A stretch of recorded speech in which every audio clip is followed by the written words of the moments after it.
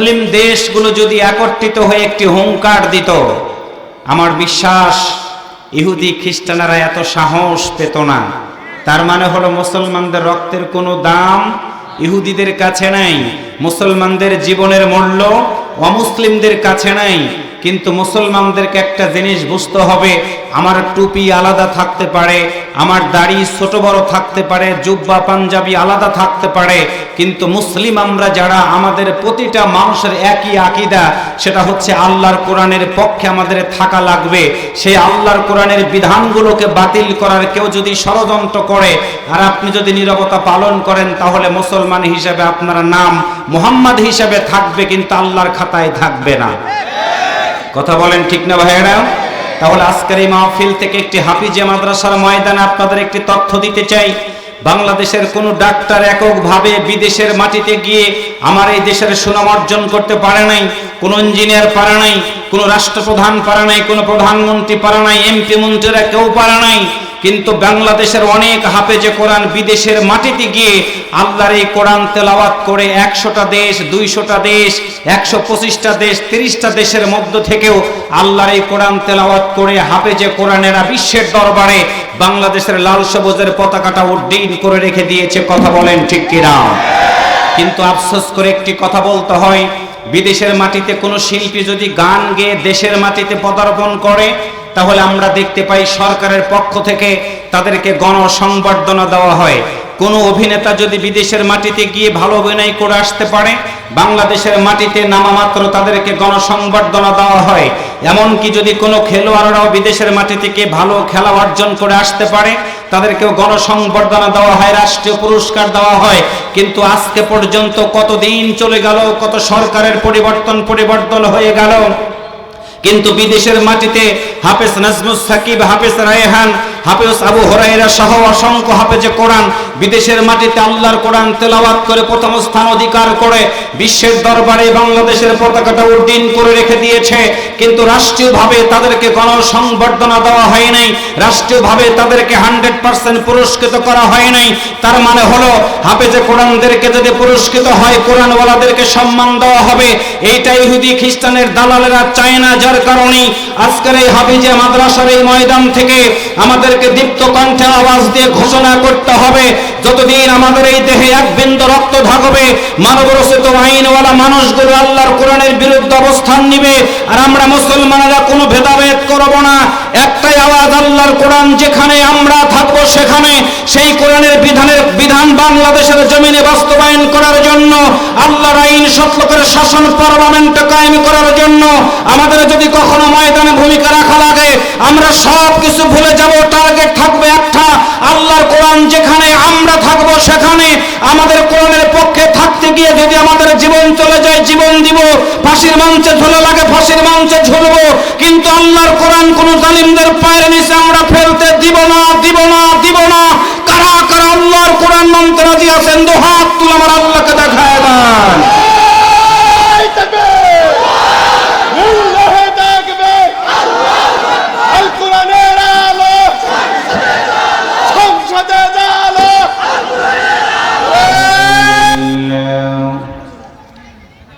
الحمد لله نحمده ونستعينه ونستغفره ونعوذ بالله من شرور أنفسنا ومن سيئات أعمالنا من يهده الله فلا مضل له ومن يضلله فلا هادي له وأشهد أن لا إله إلا الله وحده لا شريك له وأشهد أن سيدنا وحبيبنا ومولانا محمدا عبده ورسوله صلى الله عليه وسلم الذي أرسله بالحق بشيرا ونذيرا وداعيا إلى الله بإذنه وسراجا منيرا أما بعد فقد قال الله تعالى في كلامه المجيد وفرقانه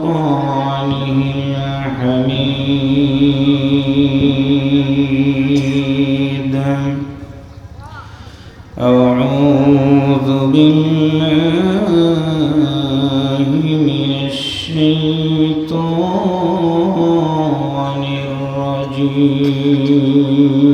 الرجيم بسم الله الرحمن الرحيم ألف لام را تلك آيات الكتاب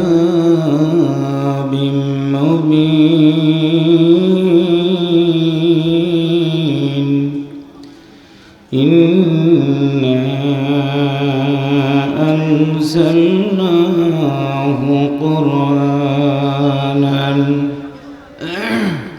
قرآنا عربيا لعلكم تعقلون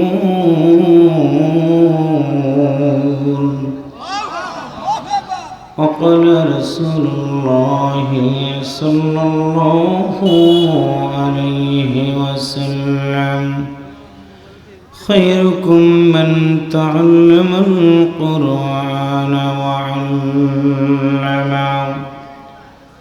صدق الله المولانا العظيم وصدق نبيه الكريم ونحن على ذلك من الشاهدين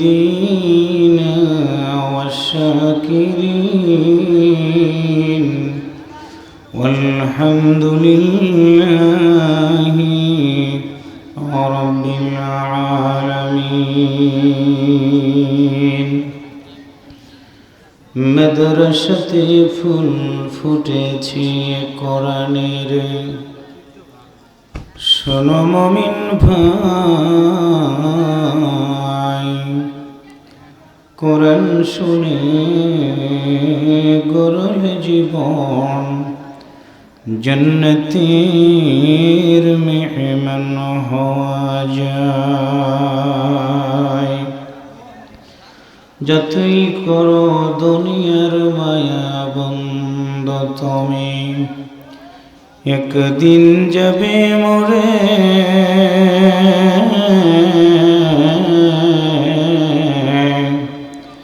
পৃথিবীর মানুষ নিষ্ঠুর হইয়া রাখবে তোমায় মাটির ঘরে এমন ঘরে রাখবে রে বন্ধু তোমায় যেখানে নাই বাতি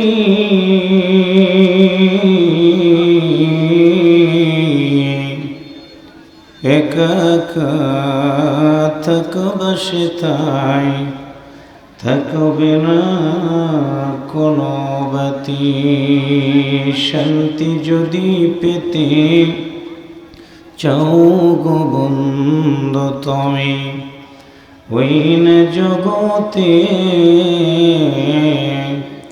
দিন থাকিতে তওবা করে এসো আল্লাহ নবীর দলে হাকিকত সে तो दुनिया बेखबर है दुनिया की नुमाइश पर नजर है नमी गोयम कि अज दुनिया जुदाबाश बहर कारिक बाशिबा खुदाबाश तो को जाओ सुन्नते अहमद को जाओ बा मोहम्मद कई बोत निस्बत तोड़ा कार शैता मेकुनी नामतली करौली लनतशत ऐ बरअली हम सुरातो हम सिराते मुस्तफ़ा दर तमामी हलियोकुन इत्तिबाई सुन्नते खैरुल बशार गिर लाजिम तबुअबी ऐ पिशार अल्लाहुम्मा सल्लि अला मुहम्मद व अला आलि मुहम्मद कमा सल्लैता अला इब्राहीम व अला आलि इब्राहीम इन्नका हमीदुम मजीद اللهم بارك على محمد وعلى آل محمد كما باركت على إبراهيم وعلى آل إبراهيم إنك حميد مجيد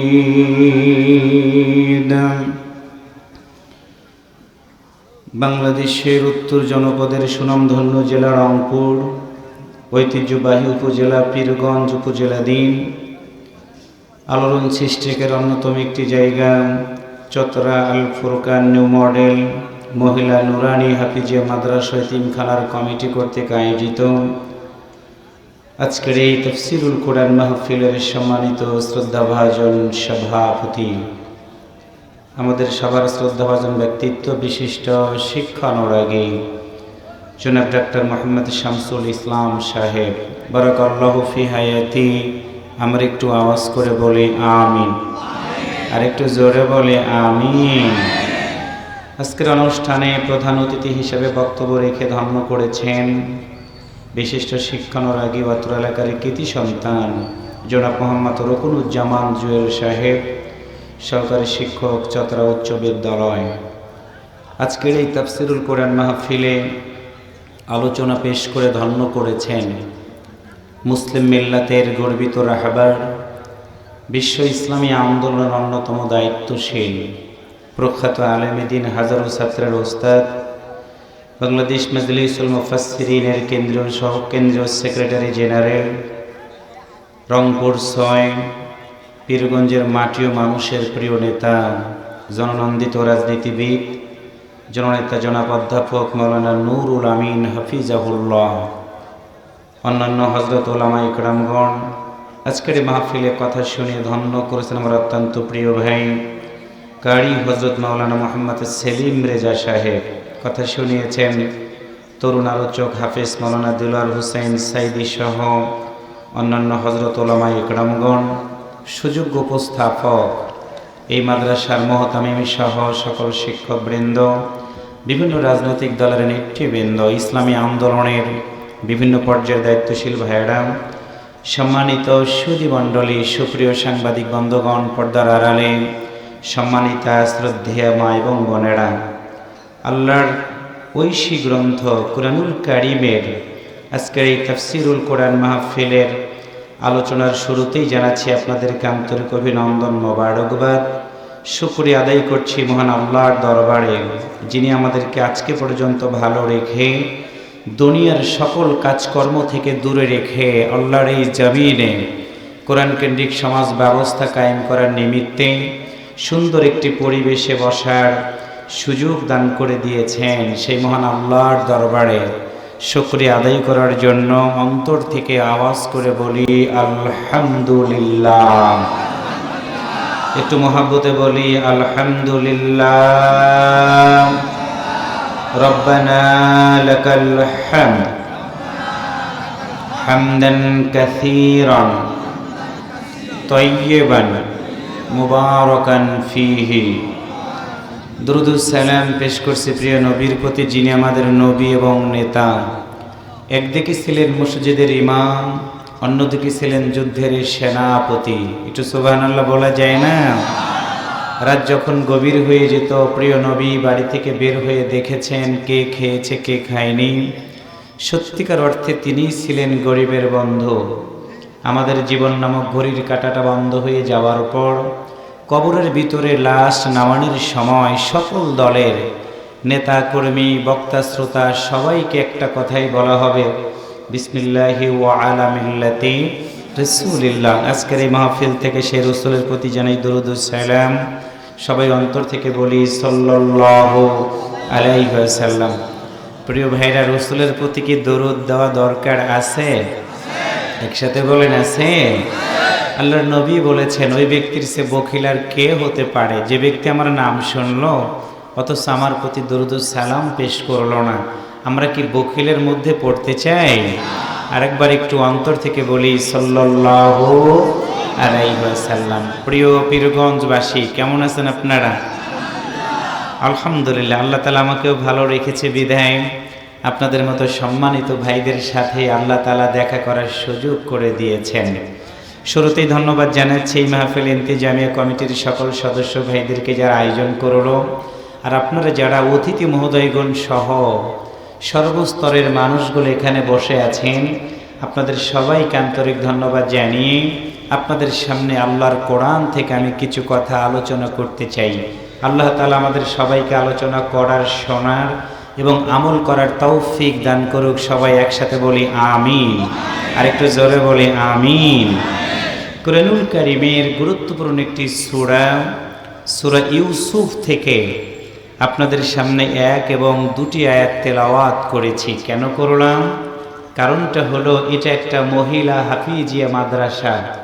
মহিলা হাফিজিয়া মাদ্রাসার আজকে কেন প্রয়োজন? ইসলামী শিক্ষা ব্যবস্থার কেন প্রয়োজন? ইসলামী শিক্ষা ব্যবস্থা না থাকার কারণে আমাদের ছাত্র ছাত্রীরা, যুব সমাজ কত না তাদের নৈতিক অবক্ষয় হয়। সেই জায়গা থেকে আমরা কেমনে বের হয়ে আসব এবং কুরআনুল কারীমের জীবন বিধান মানার মাধ্যম দিয়ে এই সমাজটাকে আমরা কিভাবে সুন্দর করে সাজাবো, গোছাবো, এটাকে কেন্দ্র করে আমি আপনাদের সামনে কুরআনুল কারীমের সূরা ইউসুফের 1 এবং 2 নম্বর আয়াত তেলাওয়াত করেছি। আপনাদের সত্রার কুরআনুল কারীমের ভিতরে কি সূরা ইউসুফ আছে? একসাথে বলেন আছে। সূরা ইউসুফ বিশ্বনবী সাল্লাল্লাহু আলাইহি ওয়াসাল্লামের মাক্কি জিন্দেগিতে সূরাটি নাজিল হয়। মোট আয়াত সংখ্যা 111, রুকু সংখ্যা 12। সেখানকার 1 এবং 2 নম্বর আয়াত আপনাদের সামনে তেলাওয়াত করেছি। প্রিয় দিনী ভাইরা, হৃদয়ের কান দিয়ে কথাগুলো শুনবেন। কারণ হলো আজকে আমরা সকল জায়গাতে ভেদাভেদ করতে পারি, সকল জায়গাতে গন্ডগোল করতে পারি, সকল জায়গাতে খারাপ কাজ করতে পারে কিছু সমাজের মানুষ। কিন্তু একটু অন্তর থেকে বলুন তো, আল্লাহর এই কোরআনের সাথে কেউ যদি দুশ্মনী করে, আল্লাহর এই কোরআনের বিধানের সাথে কেউ যদি খারাপ আচরণ করে, আমরা কি সেইটা মানব? একটু জবান খুলে বলুন, মানব? আজকে গোটা পৃথিবীর ইহুদিরা এক, গোটা পৃথিবীর খ্রিস্টানেরা এক। ইহুদিরা যদি এক না থাকতো তাহলে বিশ্বের মানচিত্রে যাদের নাম দেখা যায় না, ঠিক ওই সকল ইহুদিরা আজকে প্রায় 2 বছরের মতো হয়ে গেল ফিলিস্তিনের মুসলমানদেরকে বাড়ি ছাড়া করলো, ঘর ছাড়া করলো। প্রায় 70,000-এর মতো মুসলমানদেরকে দুনিয়া থেকে বিদায় করে দিল। শিশু এবং নারীদেরকে তারা টার্গেট করে করে বম্বিং করে দুনিয়া থেকে বিদায় করে দিয়েছে। অথচ বিশ্বের অনেক মুসলিম দেশ তারা নীরবতা পালন করেছে। আওয়াজ করে বলেন, কথা ঠিক না ভাইয়েরা? মুসলিম দেশগুলো যদি একত্রিত হয়ে একটি হুঙ্কার দিত, আমার বিশ্বাস ইহুদি খ্রিস্টানেরা এত সাহস পেত না। তার মানে হলো মুসলমানদের রক্তের কোনো দাম ইহুদিদের কাছে নাই, মুসলমানদের জীবনের মূল্য অমুসলিমদের কাছে নাই। কিন্তু মুসলমানদেরকে একটা জিনিস বুঝতে হবে, আমার টুপি আলাদা থাকতে পারে, আমার দাড়ি ছোট বড় থাকতে পারে, জুব্বা পাঞ্জাবি আলাদা থাকতে পারে, কিন্তু মুসলিম আমরা যারা, আমাদের প্রতিটা মানুষের একই আকীদা, সেটা হচ্ছে আল্লাহর কোরআনের পক্ষে আমাদের থাকা লাগবে। সেই আল্লাহর কোরআনের বিধানগুলোকে বাতিল করার কেউ যদি ষড়যন্ত্র করে আর আপনি যদি নীরবতা পালন করেন, তাহলে মুসলমান হিসেবে আপনার নাম মুহাম্মদ হিসেবে থাকবে, কিন্তু আল্লাহর খাতায় থাকবে না। কথা বলেন ঠিক না ভাইয়েরা? তাহলে আজকের এই মাহফিল থেকে একটি হাফিজে মাদ্রাসার ময়দানে আপনাদের একটি তথ্য দিতে চাই। বাংলাদেশের কোন ডাক্তার এককভাবে বিদেশের মাটিতে গিয়ে আমার এই দেশের সুনাম অর্জন করতে পারে নাই, কোন ইঞ্জিনিয়ার পারে নাই, কোন রাষ্ট্রপ্রধান পারে নাই, কোন প্রধানমন্ত্রী পারে নাই, এমপি মন্ত্রীরা কেউ পারে নাই। কিন্তু বাংলাদেশের অনেক হাফেজে কোরআন বিদেশের মাটিতে গিয়ে আল্লাহর এই কোরআন তেলাওয়াত করে 100টা দেশ, 200টা দেশ, 125টা দেশ, 30টা দেশের মধ্য থেকেও আল্লাহর এই কোরআন তেলাওয়াত করে হাফেজে কোরআনেরা বিশ্বের দরবারে বাংলাদেশের লাল সবুজের পতাকাটা উড্ডীন করে রেখে দিয়েছে। কথা বলেন ঠিক কিনা? কিন্তু আফসোস করে একটি কথা বলতে হয়, বিদেশের মাটিতে কোনো শিল্পী যদি গান গেয়ে দেশের মাটিতে পদার্পণ করে, তাহলে আমরা দেখতে পাই সরকারের পক্ষ থেকে তাদেরকে গণসংবর্ধনা দেওয়া হয়। কোনো অভিনেতা যদি বিদেশের মাটিতে গিয়ে ভালো অভিনয় করে আসতে পারে, বাংলাদেশের মাটিতে নামামাত্র তাদেরকে গণসংবর্ধনা দেওয়া হয়। এমনকি যদি কোনো খেলোয়াড়রাও বিদেশের মাটি থেকে ভালো খেলা অর্জন করে আসতে পারে, তাদেরকেও গণসংবর্ধনা দেওয়া হয়, রাষ্ট্রীয় পুরস্কার দেওয়া হয়। কিন্তু আজকে পর্যন্ত কতদিন চলে গেল, কত সরকারের পরিবর্তন হয়ে গেল, কিন্তু বিদেশের মাটিতে হাফেজ নাজমুস সাকিব, হাফেজ রায়হান, হাফেজ আবু হুরায়রা সহ অসংখ্য হাফেজে কোরআন বিদেশের মাটিতে আল্লাহর কোরআন তেলাওয়াত করে প্রথম স্থান অধিকার করে বিশ্বের দরবারে বাংলাদেশের পতাকাটা উড্ডীন করে রেখে দিয়েছে। কিন্তু রাষ্ট্রীয়ভাবে তাদেরকে গণসংবর্ধনা দেওয়া হয় নাই, রাষ্ট্রীয়ভাবে তাদেরকে 100% পুরস্কৃত করা হয় নাই। তার মানে হলো হাফেজে কোরআনদেরকে যদি পুরস্কৃত হয়, কোরআনওয়ালাদেরকে সম্মান দেওয়া হবে। এইটা ইহুদি খ্রিস্টানের দালালেরা চায় না, যার কারণে আজকের এই হাফেজে মাদ্রাসার এই ময়দান থেকে আমাদেরকে দীপ্ত কণ্ঠে আওয়াজ দিয়ে ঘোষণা করতে হবে, যতদিন আমাদের এই দেহে এক বিন্দু রক্ত থাকবে, মানবরচিত আইনওয়ালা মানুষগুলো আল্লাহর কোরআনের বিরুদ্ধে অবস্থান নিবে, আর আমরা মুসলমানেরা কোনো ভেদাভেদ করব না। একটাই আওয়াজ, আল্লাহর কোরআন যেখানে আমরা থাকবো সেখানে সেই কোরআনের বিধান বাংলাদেশের জমিনে বাস্তবায়ন করার জন্য, আল্লাহর আইন সত্যকের শাসন পার্লামেন্টে কায়েম করার জন্য আমাদের যদি কখনো ময়দানে ভূমিকা রাখা লাগে, আমরা সব কিছু ভুলে যাব। টার্গেট থাকবে একটা, আল্লাহর কোরআন যেখানে আমরা থাকবো সেখানে আমাদের কোরআনের পক্ষে থাকতে গিয়ে যদি আমাদের জীবন চলে যায়, জীবন দিব। ফাঁসির মঞ্চে ঝুলে লাগে, ফাঁসির মঞ্চে ঝুলবো, কিন্তু আল্লাহর কোরআন কোন জালিমদের পায়ের নিচে আমরা ফেলতে দিব না, দিব না, দিব না। কারা কারা আল্লাহর কোরআন মানতে রাজি আছেন? দুহাত তুলে আমার আল্লাহকে দেখায় দেন।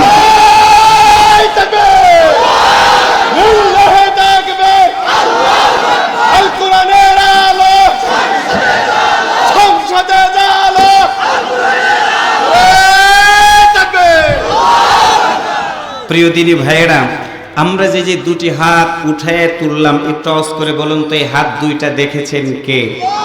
ও ভাই জোরে বলেন না কে? রাস্তা দিয়ে হেঁটে যাইতে দেখবেন কত মানুষকে আল্লাহ সৃষ্টি করেছেন, তাদের হাত নাই। কত মানুষকে দেখবেন দুটো পা নাই, কত মানুষকে দেখবেন দুটো চোখ আছে, তাদের আলো নাই। আল্লাহ তাআলা আমাদের হাত দিয়েছেন, পা দিয়েছেন, চোখ দিয়েছেন। সুতরাং টার্গেট একটা, যতদিন বাজবো আল্লাহর কোরআন যেখানে আমরাও থাকবো। আর একবার বলুন, আল্লাহর কোরআন যেখানে আমরাও। তাহলে বলুন তো, ধর্মীয় শিক্ষার আমাদের দরকার আছে না নাই? বাংলাদেশ সহ গোটা পৃথিবীতে মাদক চলে। গতকালকে আমাদের ধর্ম উপদেষ্টা একটি বক্তব্য দিয়েছেন, সেটা হলো ধর্ম উপদেষ্টা যিনিই হন, তিনি যদি হাফেজে কোরআনও হন, তিনি যদি বড় মাওলানাও হন, কিন্তু দেশে যদি ইসলামী হুকুমত কায়েম না হয়, তাহলে ওই নাম হলো ধর্ম উপদেষ্টা। কিন্তু ধর্ম উপদেষ্টাকে উপদেষ্টা হিসাবে তাকে সাইন করতে হয় মদের লাইসেন্স দেওয়ার জন্য। আপনারা বলেন তো, মদ খাওয়া কি সতরাতে জায়েজ? বাংলাদেশে কি জায়েজ? কিন্তু একজন মন্ত্রী হওয়ার কারণে মদের লাইসেন্স দিতে বাধ্য হতে হয়। একটাই কারণ, বাংলাদেশের যতগুলো পার্লামেন্টের মেম্বার যায়, 300 জন পার্লামেন্টের মেম্বার যদি এই কোরআনওয়ালা হয়, তাহলে আল্লাহর কসম করে বলি, এক রাতের মধ্যে বাংলাদেশ থেকে মদ নিষিদ্ধ হয়ে যাবে। আর মদ যদি নিষিদ্ধ হয়ে যায় তাহলে ধর্ম মন্ত্রীকে ধর্ম উপদেষ্টাকে মদের লাইসেন্স দেওয়ার জন্য কখনো স্বাক্ষর দেওয়া লাগবে না। আওয়াজ করে বলেন কথা ঠিক না ভাইয়েরা? আমাদের আজকের অনুষ্ঠানের সম্মানিত প্রধান অতিথি রুকনুজ্জামান ভাই, তিনি এখানে আছেন, তিনি শিক্ষক। আজ থেকে 20 বছর আগেও ওস্তাদদেরকে ছাত্ররা দেখলে দাঁড়িয়ে সাইকেল থেকে নেমে সুন্দর করে সালাম দিত, স্যারের খোঁজ খবর নিত। কিন্তু একটু এখনকার দিকে তাকাই দেখেন, আমাদের সেই শিক্ষা ব্যবস্থায় আছে, শুধুমাত্র কিছু কারিকুলাম পরিবর্তন হওয়ার কারণে অনেক জায়গায় দেখা গেছে ছাত্র আর শিক্ষক একসাথে বিড়ি খায়। কথা বলেন ঠিক না ভাইয়েরা? এর কারণ হলো একটাই, অবস্থা চালু না হওয়া পর্যন্ত আজকে হেডমাস্টার হিসাবে জোহরের নামাজের যখন আজান হয়ে যায় 100% তিনি তার ছাত্র ছাত্রীদেরকে নামাজের দিকে নিতে পারেন না। 100% একজন স্কুলের ছাত্রকে, কলেজের ছাত্রীকে নামাজের দিকে নিতে পারবে তখন রাষ্ট্রীয়ভাবে নামাজের বিধান কায়েম হবে যখন। কারণ হলো এখন শিক্ষকদের কাছ থেকে ব্যাগটাকেও কেড়ে নেওয়া হয়েছে, জোরে কথা বলা পর্যন্ত নিষেধ করা হয়েছে। মনে রাখবেন, যেদিন থেকে আমাদের ছাত্রদের উপর থেকে শাসন চলে গেছে ঠিক সেই দিন থেকেই আমার এই দেশের যুব সমাজ একদম ধ্বংসের দ্বার প্রান্তে পৌঁছে গেছে। আপনাদের কাছে আমি কি জানাতে চাই, যুব সমাজের মাধ্যম দিয়ে সমাজ পরিবর্তন হবে। নেপোলিয়ান বলেছিলেন, তোমরা একটা শিক্ষিত মা আমাকে দাও, আমি একটা শিক্ষিত জাতি তোমাদের উপহার দেব। কিন্তু যেই মা কোরআন জানে না, ওই মায়ের পেটের ভিতর থেকে যখন সন্তান পৃথিবীতে আগমন করবে, ওই সন্তান মানুষ হবে কিন্তু সুমানুষ, আদর্শ সন্তান হবে না। কারণ ওই মায়ের সিনার ভিতরে আল্লাহর কোরআন নাই। ওই মেয়েটা টিকটক করা নিয়ে ব্যস্ত হয়ে যাবে। গতকালকে দেখলাম একজন পুত্র বধূকে পিটাচ্ছে, ঠিক সাংবাদিকেরা প্রশ্ন করছে পিটাচ্ছেন কেন? ওই পুত্রবধূর শাশুড়ি বলেছে আমাদের পরিবারে 5 ওয়াক্ত নামাজের বিধান চালু আছে, কিন্তু এই মেয়েটা নামাজ বাদ দিয়ে নামাজের ছবিগুলো পোস্ট করে টিকটক করা নিয়ে ব্যস্ত হয়ে গেছে। ওই মেয়ের পরিবারের খোঁজ না দেখা গেল 14 গোষ্ঠী বেনামাজি, তাদের সিনার ভিতরে আল্লাহর কোরআন নাই। আমি আফসোস করে বললাম, একজন মেয়ের পেটের ভিতর থেকে বাচ্চা হবে, সেই মেয়ের সিনার ভিতরে যদি কোরআন না হয় তাহলে এই সমাজে আগামী জেনারেশন কোরআনওয়ালা কেমনে হবে? তাহলে কোরআনের শিক্ষা যদি আমরা প্রতিটা পরিবারে পৌঁছে দিতে চাই, জবান খুলে বলুন তো মহিলা হাফিজিয়া মাদ্রাসার দরকার আছে না নাই? আরেকটু জোরে বলুন, আছে না নাই? টার্গেট হলো সমাজ পরিবর্তন করব আল্লাহর কোরআন দিয়ে, যুবকদের চরিত্র পরিবর্তন করব আল্লাহর কোরআন দিয়ে, মাদক মুক্ত সমাজ গঠন করব আল্লাহর কোরআন দিয়ে, চুরি ডাকাতি রাহাজানি বন্ধ করব আল্লাহর কোরআন দিয়ে, সুন্দর একটি সমাজ গঠন করব একটা জিনিস দিয়ে। তার নাম কি? আর একবার বলেন। আচ্ছা, আপনাদের এই কোরআনটা কি সবার বাড়িতে আছে? ও ভাই জোরে বলেন, আছে? সমস্যা এক জায়গায়, কোরআন আছে পড়ি না, কোরআন আছে ধরি না, আবার কোরআন দিয়ে যারা জীবন যাপন করে সমাজ পরিবর্তন করতে চায় তাদের সাথে ভালো আচরণও করি না। আম গাছ গেড়ে লিচু পাওয়া যাবে না, তেঁতুল গাছ গেড়ে কখনো রাজশাহীর ফজলি আম পাওয়া যাবে না। কথা বলেন ঠিক না ভাইয়েরা? তাহলে আসুন সেই প্রত্যাশাটা রেখে আমি মৌলিক কিছু কথা আপনাদের সামনে জানাবো।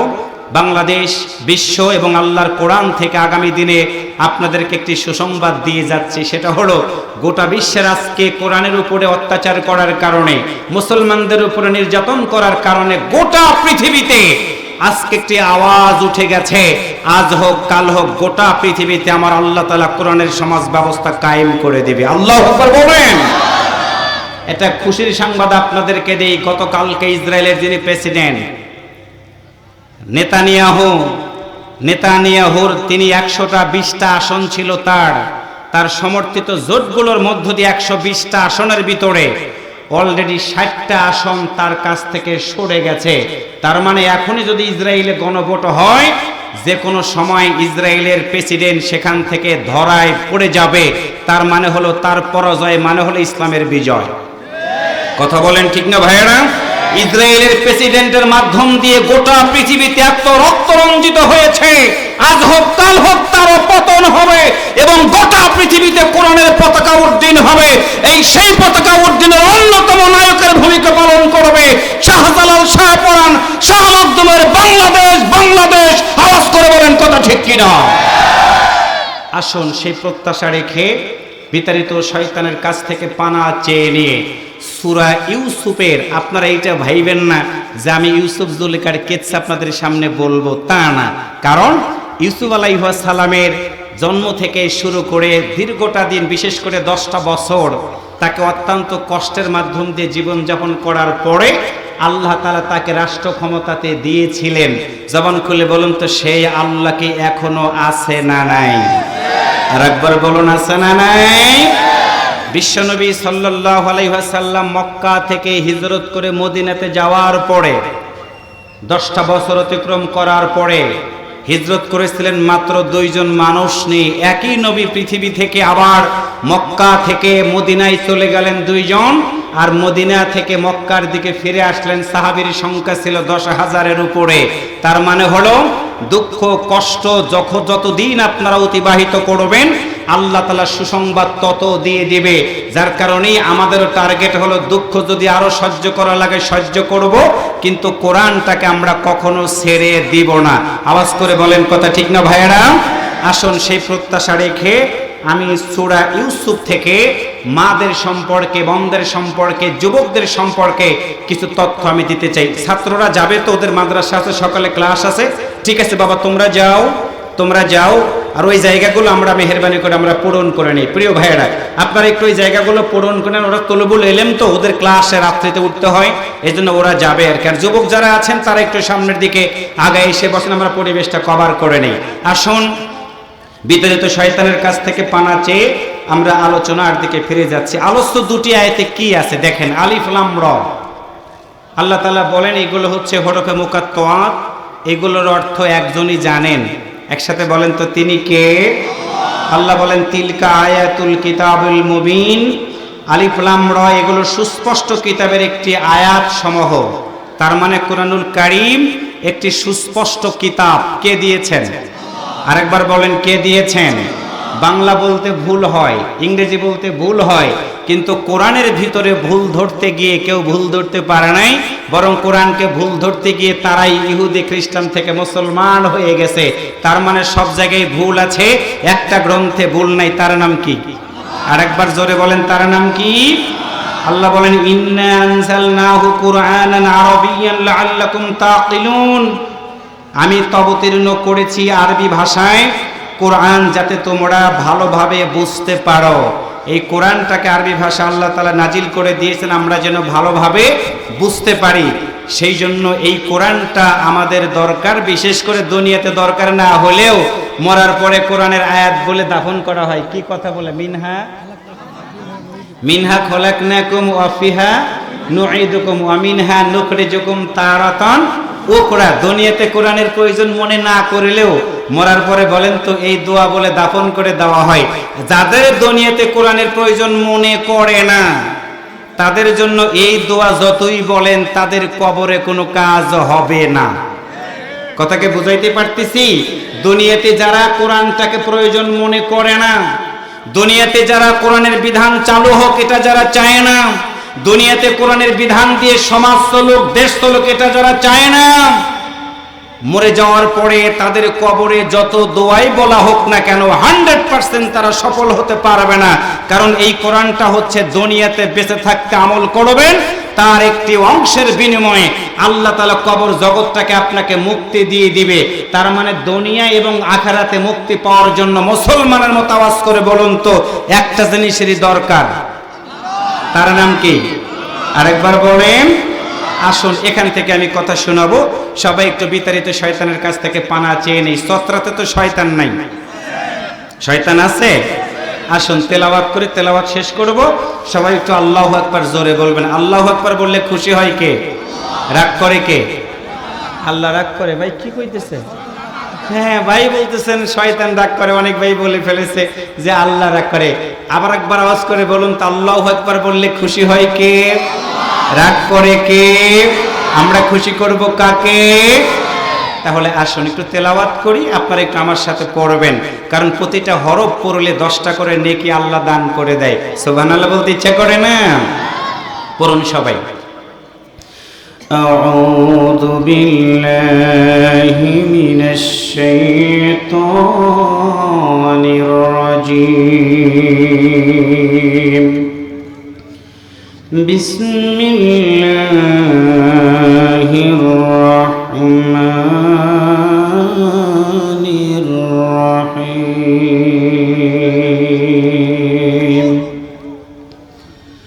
আলিফ লাম রা তিলকা আয়াতুল কিতাবিল মুবিন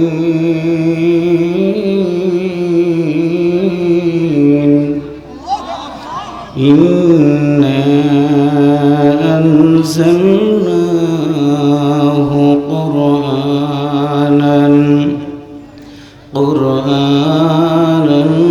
আরাবিয়্যান লাআল্লাকুম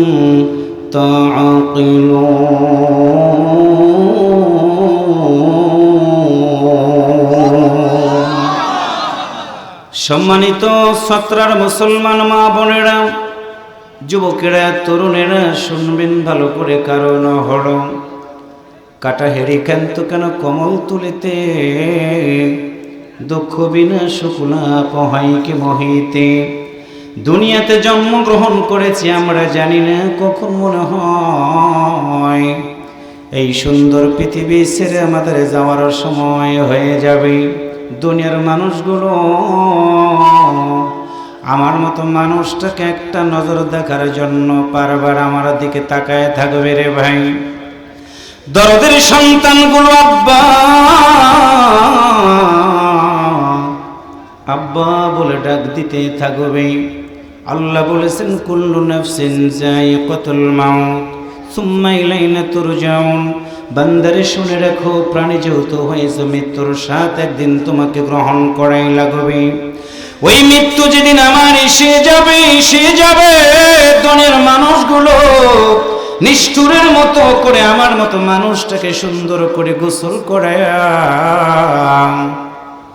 খাটের উপরে উঠায়া কবর নামক জগতের ভিতরে যখন রেখে দেওয়া শুরু করে দিবে, দুনিয়ার মানুষ শুনে রাখো, তোমার গর্ভধারিণী মা কিন্তু তোমার কবরের ভিতরে একটা বারের জন্য সাথী হবে না। তোমার আদরের বন্ধু বান্ধব কেউ সাথী হবে না।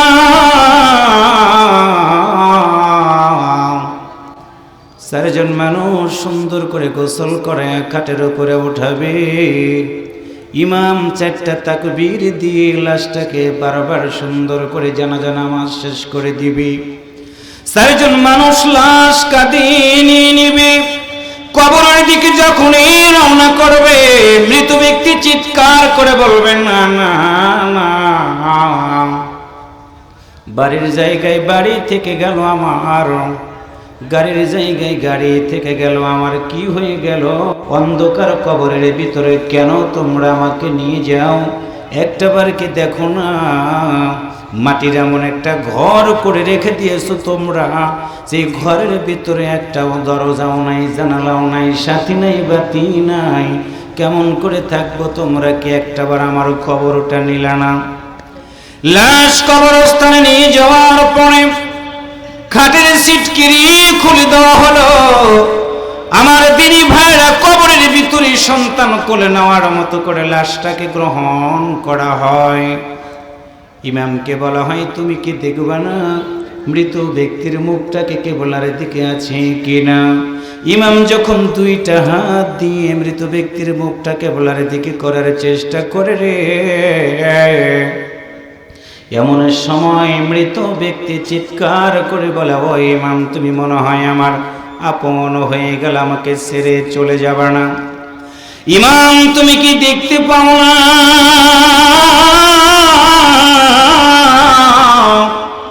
আমার আদরের একটা সন্তান আমার কবরের ভিতরে নামলো না? আমার গর্ভধারিণী মাও কবরের ভিতরে নামলো না। ইমাম, কবরের ভিতরে নেমেছো তুমি, তোমার কাছে একটা অনুরোধ, আমাকে একা একা মাটির কবরের ভিতরে রেখে দিয়ে চলে যেও না। ডান দিকে তাকাবে মাটি, বাম দিকে তাকাবে মাটি, উপরের দিকে তাকাই দেখবে শুধু বাস আর মাটি আর মাটি। কবর অন্ধকার হয়ে যাবে। ও আল্লাহর বান্দারা মনে রাখবে, তোমার সন্তান যদি আলেম হয়, তোমার সন্তান যদি হাফেজে কোরআন হয়, সব মানুষগুলো তোমার কবরে মাটি দিয়ে চলে যাবে, তোমার সন্তান কবরের পাশ থেকে দাঁড়াবে না। চোখ বেয়ে বেয়ে পানিগুলো গড়িয়ে গড়িয়ে পড়বে।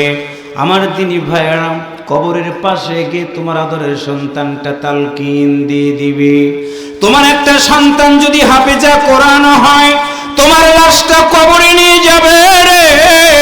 তোমার আদরের মেয়েটা ঘরের এক কোণার ভিতরে বসিয়া যায় নামাজ নিয়ে চোখের পানি ছেড়ে দিয়ে ডুকরে ডুকরে কেঁদে কেঁদে বলবে, মা, ওগো আমার মা, বলো তো কে আমাকে আদর করে করে সন্তান বলে ডাক দিবি। যাই নামাজে বসে তোমার মেয়ে চোখের পানি ছেড়ে দিয়ে কেঁদে দিবে। তোমার সন্তান চোখ বেয়ে বেয়ে পানিগুলো গড়ায় গড়ায় পড়বে। সূরা ইয়াসিন সুন্দর করে করে তেলাওয়াত করবে, সূরা ওয়াকিয়া তেলাওয়াত করবে, সূরা মুলক তেলাওয়াত করবে। লোকেরা এসে বলবে, ওঠো। তোমার আদরের সন্তান ডাক দিয়ে বলবে, না, আমি উঠবো না। কারণ হলো, এই যে দেখো ঘর, এই যে দেখো বিছানা, এই ঘরের ভিতরে এই বিছানাতে আমার মা আমার বাবা তো সুন্দর করে ঘুমাইতো। তোমরা কি আমারে বলে দিতে পারবা আমার মা আমার বাবা কবরের ভিতরে কেমন করে ঘুমাইতেছে? আমার মায়ের কবরের ভিতরে কি জান্নাতের বাগান পৌঁছে গেছে? আমার বাবার কবরটা কি জান্নাতের আবহাওয়া পৌঁছে গেছে? তোমরা কি বলে দিতে পারবা? লোকেরা বলবে, না। তোমার আদরের সন্তান যদি কোরআনওয়ালা হয়, চোখের পানি ছেড়ে দিয়ে বলবে, তোমরা যাও, আমি আমার যাই নামাজ থেকে আমি এখনো উঠবো না, আমি যাই নামাজ থেকে উঠবো না। তোমার আদরের সন্তান একটা করে আয়াত পড়বে, একটা করে সূরা তেলাওয়াত করে চোখের পানি ঝরঝর করে ছেড়ে দিয়া যখনই বলবে, রব্বির হামহুমা কামা রব্বায়ানি সগীরা, আল্লাহ তাআলা তখনই ডাক দিয়ে বলবে, বান্দিরে তুমি কাঁদবা না। তোমার মা কবরে, তোমার আত্মীয় স্বজন কেউ তোমার বাবার জন্য কাঁদে না। তোমার মা কবরের ভিতরে ঘুমাইতেছে, কেউ কাঁদে না। তুমি তোমার মায়ের গর্ভধারিণী সন্তান বিনয় করে করে আমি আল্লাহর ডাক দিয়েছো। আমি আল্লাহ তো ওয়াদা দিয়েছিলাম, ওয়াদাল্লাহুল্লাযীনা আমানু ওয়া আমিলুস সালিহাতি লাহুম মাগফিরাতুন ওয়া আজরুন আযীম।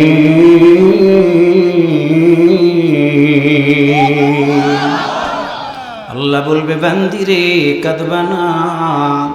দুনিয়ার মানুষ ওয়াদা দেয়, ওয়াদাগুলো মিস হয়ে যায়। দুনিয়ার মানুষ কথা দেয়, কথা দিয়ে রাখতে পারে না। আমি আল্লাহ ওয়াদা দিয়েছি, আমি আল্লাহ প্রতিশ্রুতি দিয়েছি, আল্লাযীনা যারা আমানু, ঈমান এনেছে, ওয়া আমিলুস সালিহাত, আমলে সালেহ করেছে। বান্দারে শুনে রাখো, ঈমান তুমি আনার পরে ভালো কাজ করে করে তোমার বাবার জন্য দোয়া করতেছো, আমি আল্লাহ তোমার জন্য সুসংবাদ দিয়ে দিলাম, লাহুম মাগফিরাত। বান্দারে শুনে রাখো, আমি আল্লাহ তোমার মা বাবাকে ক্ষমা করে দিলাম, ওয়া আজরুন আযীম, শুধু ক্ষমা করে দিলাম না, তোমার মতো সন্তানের চোখের পানির কারণে আমি আল্লাহ তোমার মা বাবার কবরগুলো জান্নাতের বাগান বানায় দিয়ে দিলাম।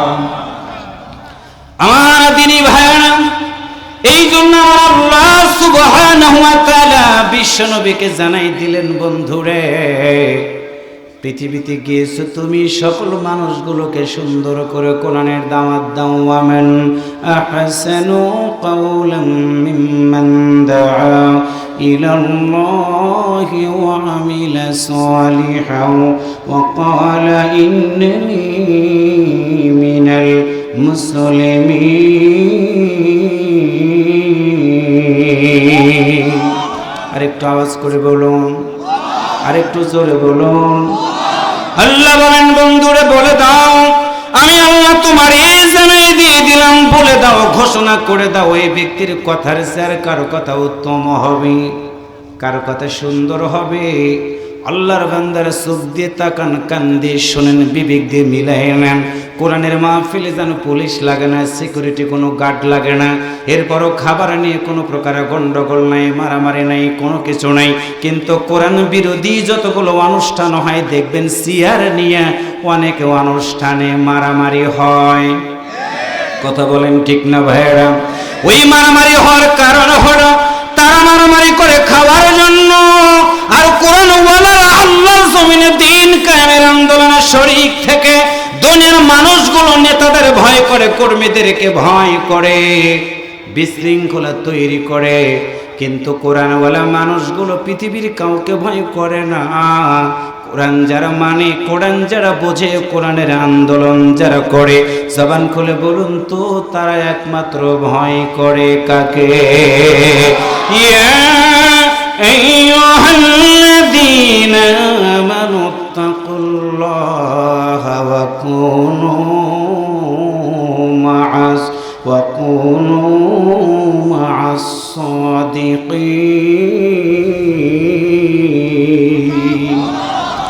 ইমানদার যারা হবে তারা ভয় করবে একমাত্র আল্লাহকে, আর আল্লাহকে যারা ভয় করবে তারা জীবন চালাবে সন্ত্রাসীদের সাথে না, গাদারদের সাথে না, মদারদের সাথে না।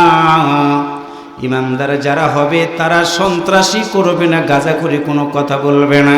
আল্লাহর বান্দার ইমানদারেরা সাথী হিসাবে মানবে সত্যবাদীদেরকে, আর সত্যবাদী হলো তারা আল্লাহর জমিনে কোরআনের বিধান কায়েম করতে চায় যারা। আমার দিনী ভাইরা, আল্লাহর কোরআনের পক্ষে যখনই আপনি মানুষগুলোকে ডাক দিবেন, শুনে রাখবেন একটি কথা, আল্লাহর নবী 40 বছর পর্যন্ত কোরআনের দাওয়াত দেয় নাই, তার কোনো শত্রুতা তৈরি হয় নাই। আল্লাহর নবী যখনই কোরআনের দিকে ডাক দিলেন, শত্রুতা তৈরি হয়ে গেল, আল্লাহর নবীকে পাগল বলে গালি দেওয়া হলো। আমার প্রিয় রংপুরের পীরগঞ্জের ভাইরা, জবান খুলে বলুন তো আল্লাহর নবী কি কখনো পাগল ছিলেন? আর একটু জোরে বলেন।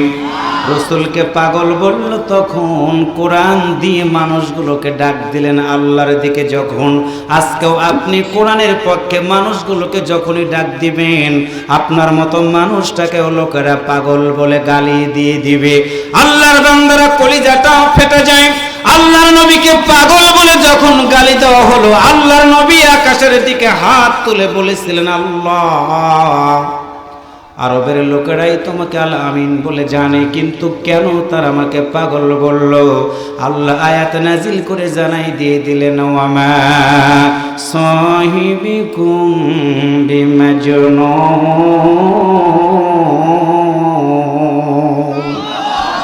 আল্লাহ বলেন, রাসূল রে তুমি চিন্তা করো না, কোরআনের দাওয়াত যখনই দিয়ে দিবা, কোরআন বিরোধী লোকেরা তোমাকে পাগল বলে গালি দিবে, চিন্তা করো না, তুমি পাগল না, পাগল না, বরং কোরআনের বিপক্ষে যারা থাকে তারাই হলো পাগল। কথা বলেন ঠিক না ভাইয়েরা?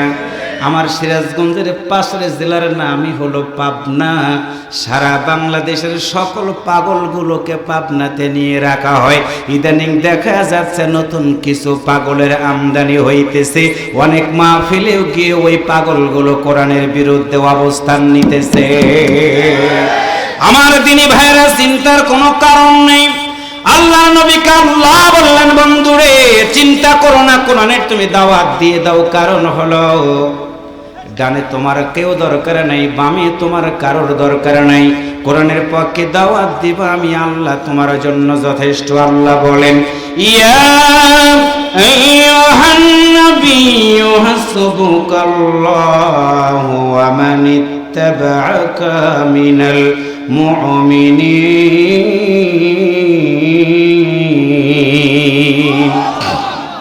আল্লাহ বলেন, বন্ধুরে তুমি চিন্তা করো না। ইয়া আইয়ুহান নাবিয়্যু হাসবুকাল্লাহ, কোরআনের দাওয়াত দিবা, তোমার ডান দিকে বাম দিকে সামনে পিছন থেকে তোমাকে মারার ষড়যন্ত্র করবে, চিন্তা করবা না। হাসবুকাল্লাহ, আমি আল্লাহ তোমার জন্য যথেষ্ট। ওয়ামানিত্তাবাকা মিনাল মুমিনিন, বন্ধুরে এই কোরআনের দাওয়াত দেওয়ার কারণে তোমার শুধু নয়, তোমার উম্মতদেরকেও তারা মারবে, ডান দিক থেকে বাম দিক থেকে সামনে দিক থেকে মারবে। আমি আল্লাহ বললাম ওয়ামানিত্তাবাকা মিনাল মুমিনিন, বন্ধুরা শুনে রাখো, মুমিনদের সাথে আমি আল্লাহ আছি। আল্লাহর বান্দারা, আল্লাহর কসম করে বলি রে ভাই, ইমানদারদেরকে ধরা হয়েছিল শাপলা চত্বরে, হাজার হাজার হাফেজে কোরআনদেরকে পিচডালা রক্তের উপরে ব্রাশ ফায়ার করে দুনিয়া থেকে বিদায় করে দিয়েছিল। ওই হাফেজে কোরআনদের রক্তের বিনিময়ে আমার আল্লাহ এত সুন্দর পরিবেশ করে দিয়েছে। এটাই হলো ফাতহুম মুবিন, প্রকাশ্য বিজয়। তার মানে শহীদের রক্ত যেই জমিনে পড়বে, আমার আল্লাহ সেই জমিনটাকে বিজয় দান করে দিয়ে দিবে। জবান খুলে বলুন তো, যে আল্লাহ কোরআনের কারণে, রক্ত দেওয়ার কারণে বিজয় দিয়ে দেয়, যতদিন বাঁচবো ওই আল্লাহর আনুগত্য করে আল্লাহর আইন চালু করার জন্য কোরআনের পক্ষ আমাদের নেওয়া দরকার আছে না নাই? কারা কারা কোরআনের পক্ষ নিতে রাজি আছেন? দুই হাত তুলে আমার আল্লাহকে দেখায় দেন।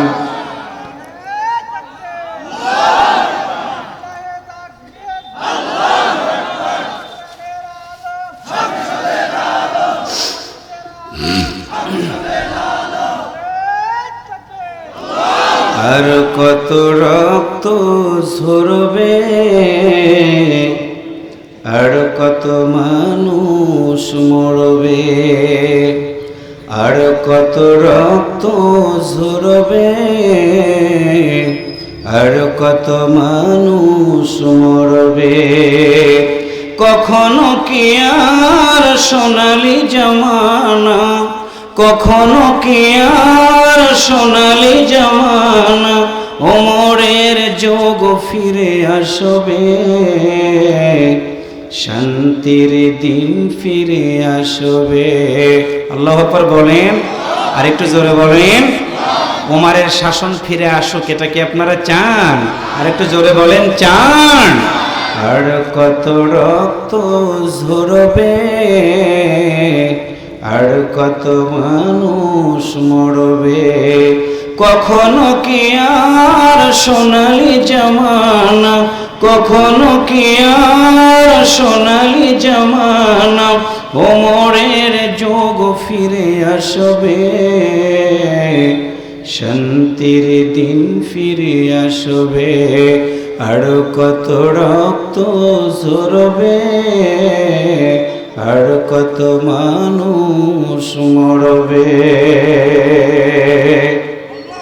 কেন এত বিধবা হলো যে নারী, কি পাপে মায়ের বুক হলো যে খালি। কেন এত বিধবা হলো যে নারী, কি পাপে মায়ের বুক হলো যে খালি। না জানি কত কাল স্বজন হারানো জল, না জানি কত কাল স্বজন হারানো জল, নির্বাক জবানে কাঁদবে ওরা, নির্বাক জবানে কাঁদবে। আর কত রক্ত ঝরবে, আর কত মানুষ মরবে। কখনো কি আর সোনালি জামানা, কখনো কি আর সোনালি জামানা, ওমরের যোগ ফিরে আসবে ওরা, শান্তির দিন ফিরে আসবে। আর কত রক্ত ঝরবে, আর কত মানুষ মরবে। ওয়ালা তাকুলু লিমান ইয়ুকতালু ফি সাবিলিল্লাহি আমওয়াত বাল আহইয়াউ ওয়ালাকিন লা তাশউরুন।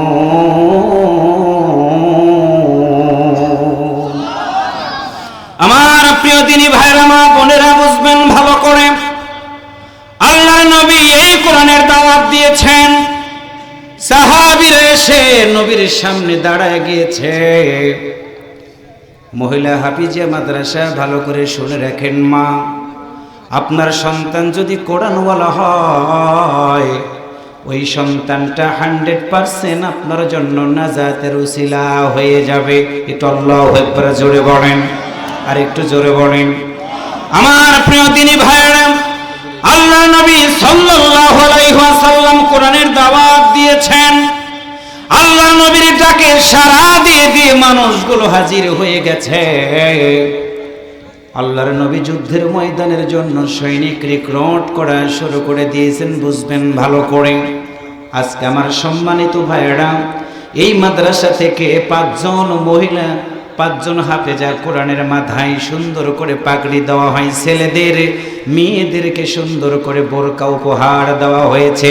একটু আল্লাহু আকবার জোরে বলেন, আর একটু জোরে বলেন, আর একটু জোরে বলা দরকার। আমার দিনী ভাইয়েরা, একজন মহিলার নাম হলো আল্লাহ নবীর সাহাবী নুসাইবা রাদিয়াল্লাহু তাআলা আনহা। নবীজির সামনে দাঁড়িয়ে ছোট্ট মানুষ কথা বলেছেন, ঠোঁট দুইটা কাঁপে। আল্লাহর নবীর সামনে মা এসে ছোট্ট একটা সন্তান নিয়ে এসে দুইটা চোখের পানি ছেড়ে দিয়ে কাঁদতেছে আল্লাহর নবীর সামনে। আল্লাহর নবী যুদ্ধের ময়দানের জন্য সৈনিক রিক্রুট করতেছেন। এমন সময় মেয়েটা দাঁড়িয়ে বলে, ইয়া রাসূলুল্লাহ,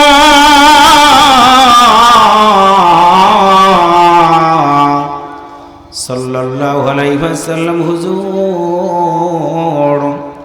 সৈনিক রিক্রুট করতেছেন, আপনি আমার ছোট্ট সন্তানটাকে নিয়ে এসেছি যুদ্ধের ময়দানে দেওয়ার জন্য, আপনি একটু গ্রহণ করুন। আল্লাহু আকবার জোরে বলেন। সাহাবীরা এসে বলেন, ইয়া রাসূলুল্লাহ, এটা দূরে কোনো সন্তান রেখে আসে নাই, তার কোলের ভিতরে মাত্র ছোট্ট একটা সন্তান। বিশ্ব নবী বললেন, মা তুমি কি বলবা না, যুদ্ধের ময়দানে সৈন্য নেওয়ার জন্য তাকে প্রাপ্তবয়স্ক হতে হয়, তুমি কি বলবা না তোমার সন্তান তরবারি চালাইতে পারবে কিনা, ঢাল ধরতে পারবে কিনা?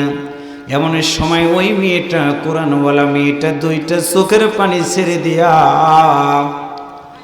ধা ধা করে নবীর সামনে দাঁড়ায় বলে, হুজুর আমি আমার জীবনের চেয়ে আপনার মতো নবীকে অনেক বেশি ভালোবাসি। আল্লাহর নবী বললেন, মা বলো, তুমি আমাকে ভালোবাসো বুঝলাম, কিন্তু তোমার ছোট্ট সন্তান দিয়ে আমি কি করব, তুমি কি বলবা না? সত্রার মুসলমানেরা কলিজাটা ফেটে যায়।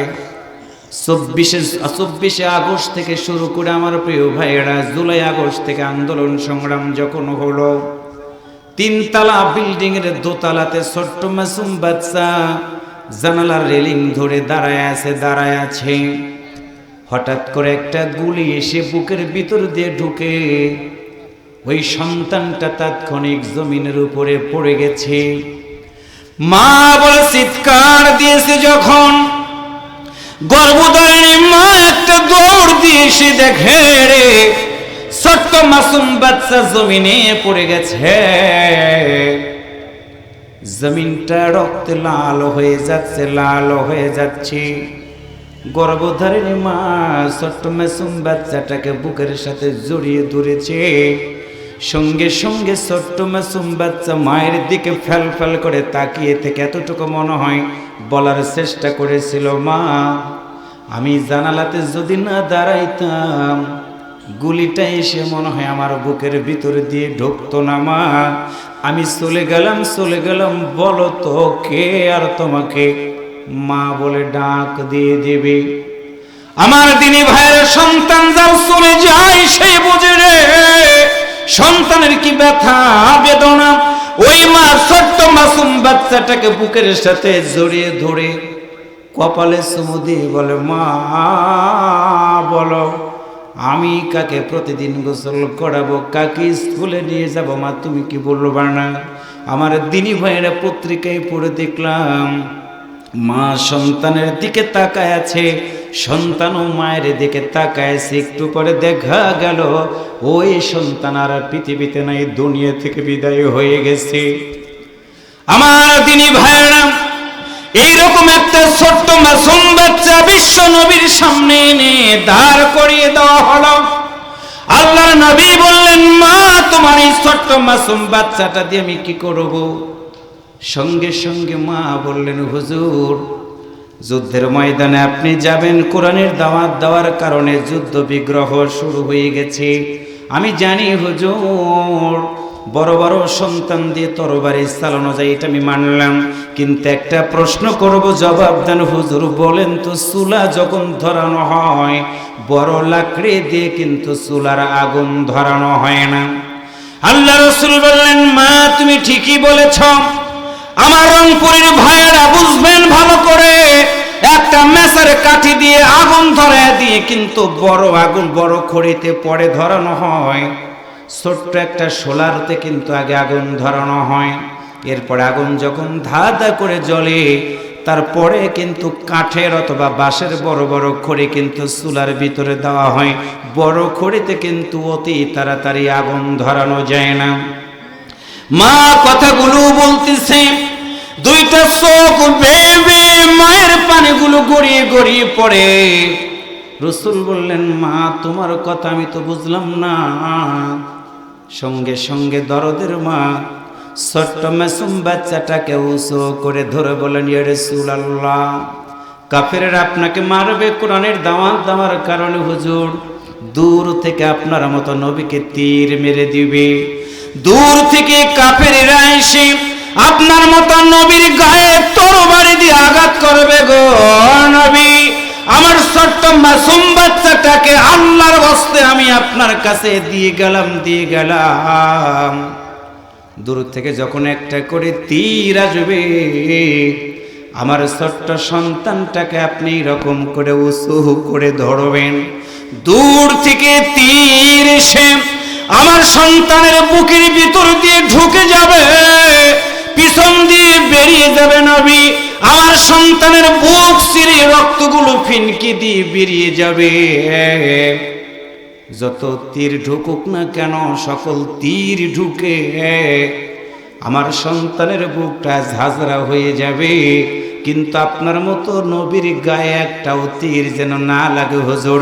এই জন্য আমার ছোট্ট সন্তানটাকে দিয়ে যুদ্ধের ময়দানে সুন্দর করে যুদ্ধ প্রস্তুতি গ্রহণ করবেন হুজুর। আমি আমার সন্তানটাকে আদর করে আপনার কাছে দিয়ে গেলাম। একটু আল্লাহু আকবার জোরে বলেন। আল্লাহর নবী মেয়েটার কথা শোনার পরে আল্লাহর নবীর দুইটা চোখ বেয়ে পানিগুলো গড়িয়ে গড়িয়ে পড়তে থাকলাম। আল্লাহর নবী ডাক দিয়া বললেন, মা তোমার সন্তান যদি দুনিয়া থেকে বিদায় হয়ে যায়, বলো তো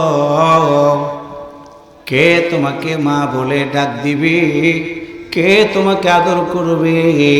সঙ্গে সঙ্গে আমার প্রিয় দিনী ভাইরা আল্লাহর নবীর সামনে ওই মেয়েটা দাঁড়ায় বললেন, হুজুর একটা সন্তান কেন, আল্লাহ যদি আমাকে 10টা সন্তানও দিয়ে দিত, আল্লাহর নবীর জীবন বাঁচানোর জন্য 10টা সন্তানই আমি আল্লাহর জন্য দিয়ে দিতাম। কারণ হলো এই সন্তান দুনিয়াতে আমাকে ডাক যদি নাও দেয়, জান্নাতের ভিতরে ওই সন্তানের কারণে আমি আল্লাহর জান্নাতের ভিতরে অবস্থান করতে পারবো।